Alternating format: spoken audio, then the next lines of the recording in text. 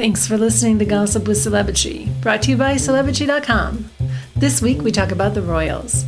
We end with our weekly feature, the comments of the week. The stories, photos, and tweets we talk about can be found at Celebitchy.com/podcast under episode 172.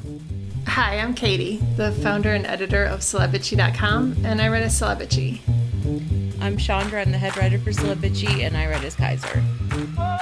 So we're going to be off next week because I'm traveling, but hopefully we'll be back the following week.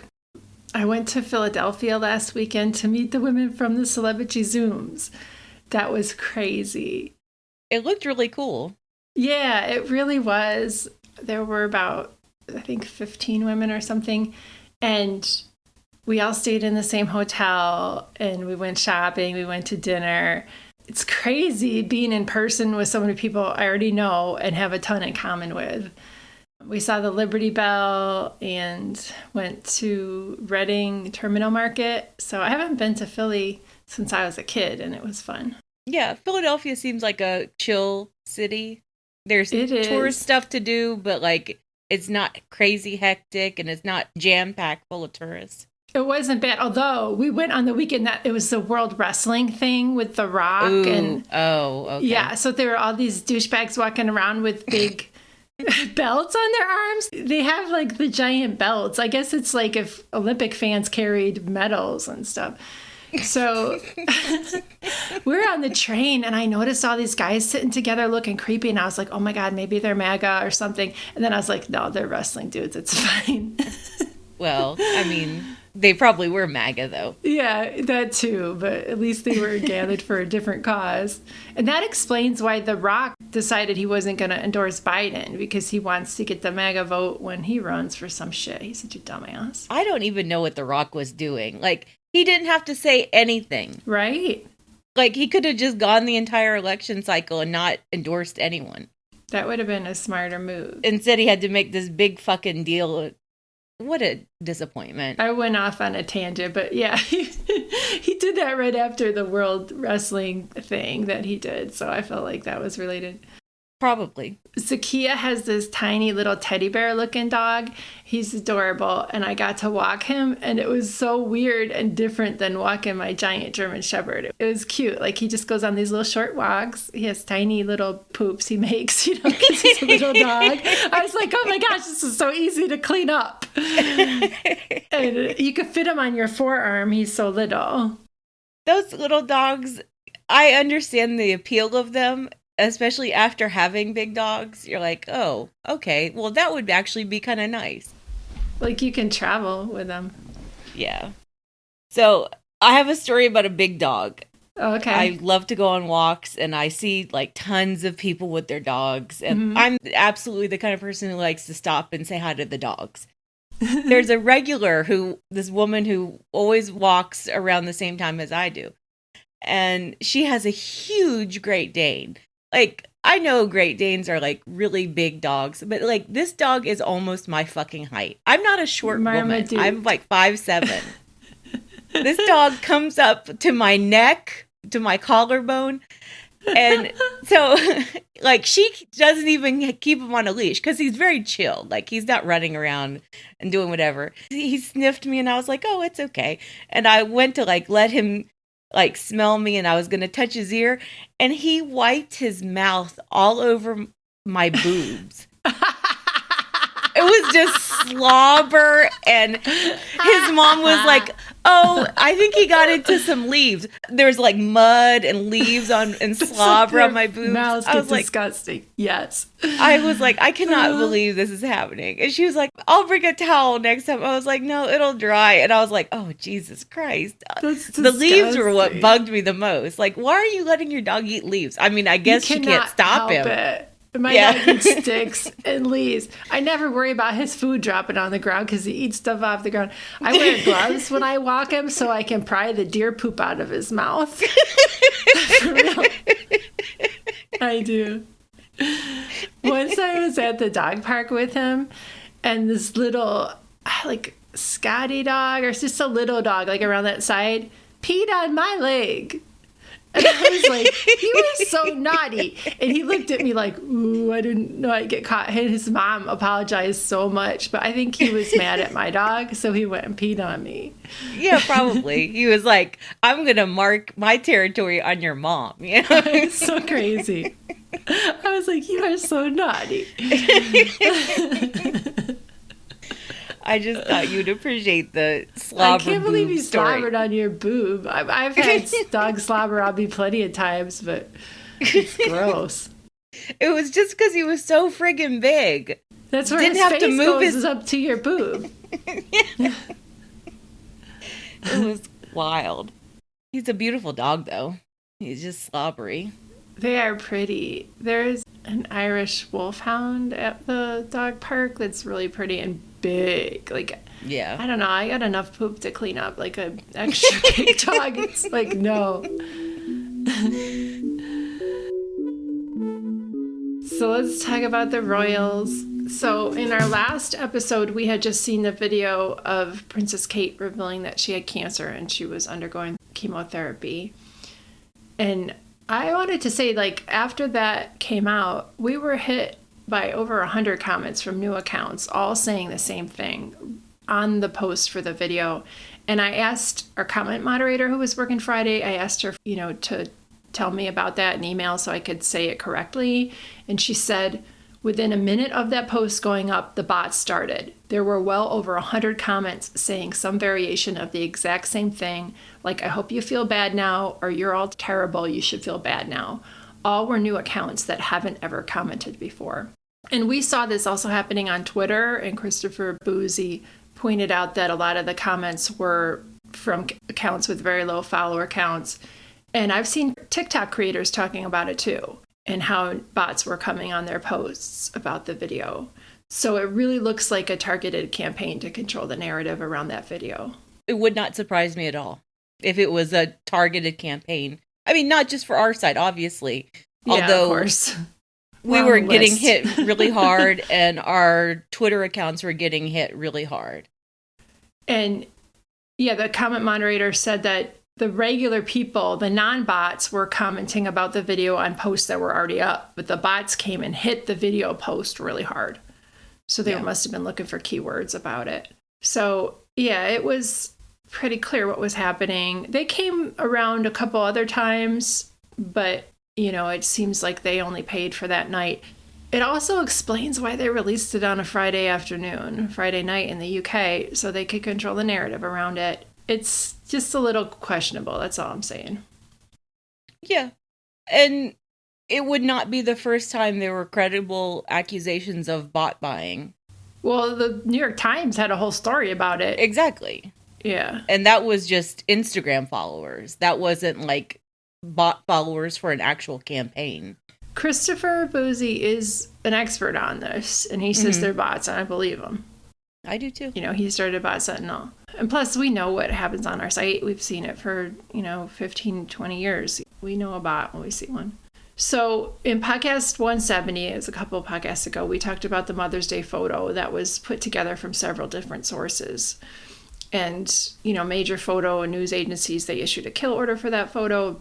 There was also like a really bizarre video of, air quote, Kate and William at the farmer's market at Windsor, released by the Sun and purchased by TMZ. And some people have questioned the video of Kate announcing her cancer because of all these, the media leading up to it was quite questionable and demonstrably false. Yes, I completely agree. And to think of the timeline of manipulated photos, questionable videos, all leading into the cancer announcement video, I completely understand why some people just had a knee-jerk response of, something's not right here. Something's not right with this video. To get back to that market video, like, that has never been discounted by the panelists. They have not said that's not Kate and William. And an editor from The Sun said that she was in contact with the palace about the market video. They were discussions with the palace. So it's very clearly not Kate. Bouzy used tools to show that it's not Kate. And since he did that, he has been personally attacked by the British press.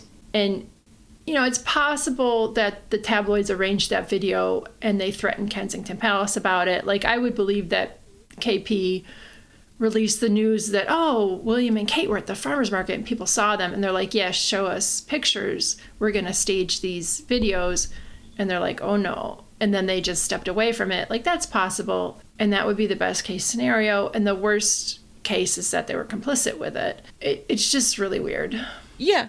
And, people have plenty of conspiracy theories. I do this for a job. I have yet to come up with a conspiracy or an explanation for everything that has happened that can reasonably explain the Sun and TMZ video and the manipulated Mother's Day photo and that photo allegedly of Kate and Carol in the car. Oh, that one too? Yeah. Bouzy says it's also not Kate. Yeah, I don't have an explanation for it. People think that, maybe we have like some idea of, something larger at play. As I'm watching it unfold, I know that something in the milk ain't clean. I know that we're being lied to. I know that Kensington Palace is in way over its head and that this communications episode is an absolute fiasco. But I don't understand why they're doing it. And we still don't have apart from the video, we don't have a credible sighting of Kate since Christmas time. Yeah, exactly. Since Christmas Day. No one from the BBC has gone on the record and said, yes, we absolutely filmed Kate at this time using this camera at Windsor Castle. The BBC talked around it. Exactly. And I'll put links in the post for this podcast. It's number 172. There have been a lot of think pieces about the conspiracies around this video, and at least one AI firm quoted by the Washington Post said that there is a high likelihood of AI manipulation in Kate's video. And Getty Images put editor's notes on both the photo and the video clip. And they wrote, this handout image or clip, in the case, was provided by a third-party organization and may not adhere to Getty Images' editorial policy. And then they refused to comment after that. Yeah. I hope what happened was it was used with filters in front of a green screen, and she just wanted it to appear very polished, and so they edited it that way, and that's why it looks weird. That's what I truly hope. There was an uncanny valley quality about that video. Yeah, and once again, we don't know. Like, we're not AI experts. My gut level says that there's something funky about the video, but I can't prove it. I mean, I watched it in slow-mo and zoomed in on different parts, and I got pretty deep in the weeds with that, and the way some things move doesn't seem normal.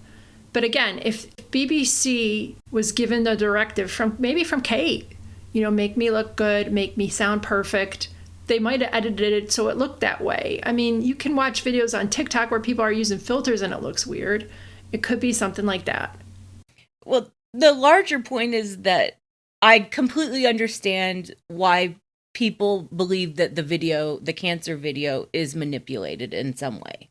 And it's because of so many own goals by Kensington Palace. And it's because they've been lying for a long time already. And they've been manipulating videos and photos already.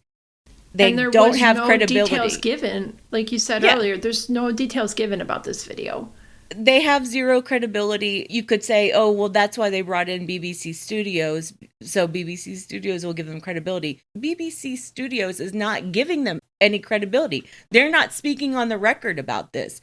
No one from the BBC has said anything about meeting Kate and filming Kate. And the official Kensington Palace statement was that it was factually inaccurate that the video was AI. Which is a weird denial. But notice that it was only the American media that got Kensington Palace on the record for that denial. The British media just goes along with it and refuses to actually try to get anyone on the record. It's been almost 4 months. Yeah. I mean, yeah, we'll see what happens. We're waiting. So as this is going on, the British press is clearly not protecting the Middletons anymore. In fact, they're throwing them under the bus. We heard that the Middletons didn't pay their insolvency firm that restructured their business, Party Pieces, after they sold it and went into bankruptcy. And there's a lot of stories around that now. You know, the Middletons are no longer protected. And extrapolating from that, if Kate and William are split up, and that's, you know, that's part of the reason why she is not being seen, she's not going to be able to go back to her parents because they're broke. Or she will, but it's not going to be a lifestyle she's accustomed to, I guess you could say. Yeah, I don't even know about this because, yeah, the Times of London, you know, they wrote the article about how the Middletons can't pay the insolvency firm. Like, it's just another piece of evidence that the Middletons are broke as hell. And as Party Pieces went under last year, I saw right away, like, oh, holy shit, this really diminishes whatever political power Kate had. Before Party Pieces went under, you could always say, well, she has her parents could take care of her parents are always going to be solid and there for her. And Carol runs her own operation out of Buckleberry. And like, with her parents kind of outed as frauds and as people who have screwed over vendors and other small businesses out of millions of dollars, like, there goes any sort of power the Middletons have. And Uncle Gary, Uncle Gary is broke as hell. Whole ass. He showed his whole ass on Celebrity Big Brother, and he didn't even last on the show. And like, that whole Uncle Gary episode, like, that just shows you how fucking broke they are. I'm sorry, you don't need to, like, get $100,000 from Celebrity Big Brother if you already have 30 million, like you claim to. Yeah. And it also showed what a horrible person he is and what a creep. Yeah. That bears mentioning. Okay, let's talk about this a little bit more. Like, assume that she leaves William or something like that. And I kind of want that for her. You know, I'm not, like, particularly rooting for her, but I would like anyone to get out of that relationship. Unless she cashes in on her own, she's going to have a hard time making ends meet because it's not like Charles is going to give her any money. He's shown again and again that he won't. It's different when you're divorcing the Prince of Wales, though. And Charles knows that, too, because when Diana divorced him, he was the Prince of Wales, and Diana played hardball. She got a good lawyer. She got money. Okay, so maybe Kate would get money if it comes to that. But Diana had a lot more political power than Kate ever has had. Because she was a more outspoken, charismatic person. Yeah, and Diana would actually nurture relationships, and she had people in the media on her side in the war that she was waging against her husband. Kate and William are trying to project a united front. Meanwhile, there's so much shit happening behind the scenes, and God only knows. Right now, Kate is being put on a pedestal and I hope infantilized. They're just being quiet because she's trying to leave his ass. Like, that would be ideal for her. Like, her being a little bit sick, and then there's some kind of split.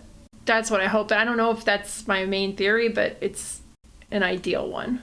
I don't think that's what's happening. Yeah, I don't think she's trying to leave. We've talked about that before. Yeah.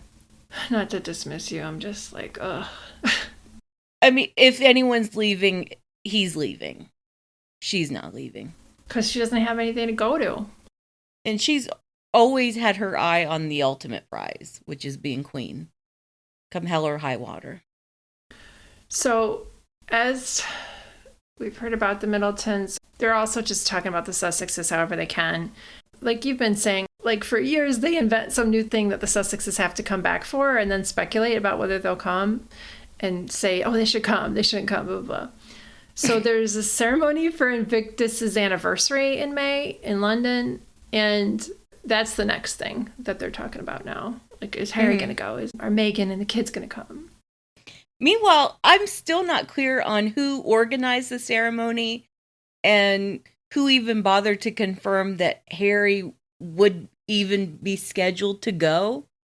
Like, it just appeared in the Times in February. Oh, by the way, there's a church service for Invictus, and Harry is scheduled to appear. Really? Yeah, it's sketch. And then England is making a bid to host Invictus in 2027? Come on, no. Actually, I think the church service is part of Birmingham's bid for Invictus. Oh, okay. That's my most reasonable explanation, that it's something to do with Johnny Mercer, who is like the director of Veterans Affairs, whatever the equivalent is in Britain. He's like above board, a Prince Harry supporter and an Invictus supporter. He was in Germany last year for the Invictus Games. He's a huge, huge supporter of Invictus and everything around it. And he really wants the games to come back to England. But everyone else is like, no, maybe we shouldn't. Like, maybe this isn't a good idea. No. And we're also hearing that Charles wants to invite the Sussexes to Balmoral. And it's like, no, they're not. That's their fail-safe plan for, we have to put something in front of Harry and Meghan to make them come back. No. And then the other storyline in the British press now is that the monarchy is way too slim down, and that's not working for them, and that Beatrice and Eugenie need to be working royals. They're covering Hello magazine because Hello is kind of probably desperate for royals coverage. I mean, I honestly believe that Beatrice wants that. She wants to be a working royal. She wants to do royal things. Eugenie doesn't. Eugenie has already got one foot out the door. She's living in Portugal half the year. Yeah. And then there's a storyline about how Meghan came between Kate and Harry, and that Kate and Harry were close or something. Like, please, he wrote in Spare that he barely saw them. And I mean, I know that this is just royal experts stirring shit and like trying to come up with like soap opera storylines, but it's really offensive the way they try to talk about like, oh, Harry's one great love was his sister-in-law, and like, oh, this is such a loss for Harry. Like, he has a whole ass wife who he adores and 2 kids. Yeah. It's so dumb. He calls Meghan the captain of his soul, and you're saying that, oh, he's all torn up about Kate. He sent William a little like text message about Kate, and that's it. That's all that's happened. And you have a story about Peter Phillips being unlucky in love because they're trying to make Peter Phillips split with his previous mistress or whatever, like some kind of storyline, because they're pretty desperate. And you wrote that, I have the feeling that there's an editorial order to tread water at the moment before some larger storms roll in. I was like, ooh, that was well written and interesting. It's a really good theory and concept for what's going on right now in the press. Yeah, the past 2 weeks have been interesting because the palace comms departments have gone radio silent. Like, Charles and Camilla are somewhere. They're in Sandringham or Windsor or Scotland. You know, they're on vacation. They're taking their little Easter holiday. William and Kate have been put in timeout, and their incompetent comms department has gone silent too. Oh, we forgot to talk about Carol and William at some pub together or something. Yeah. What is that? Is that even true? No. Well, Pixar didn't happen. Yeah. Somebody wanted it out there. I guess Carol? Who knows, though? I don't think William wants it out there that he's going out to the pub with his mother-in-law. No, I don't think so either. Especially not in Norfolk. That's where his mistress lives, for God's sake. Ugh. Alleged mistress, don't sue us. Ex-alleged mistress.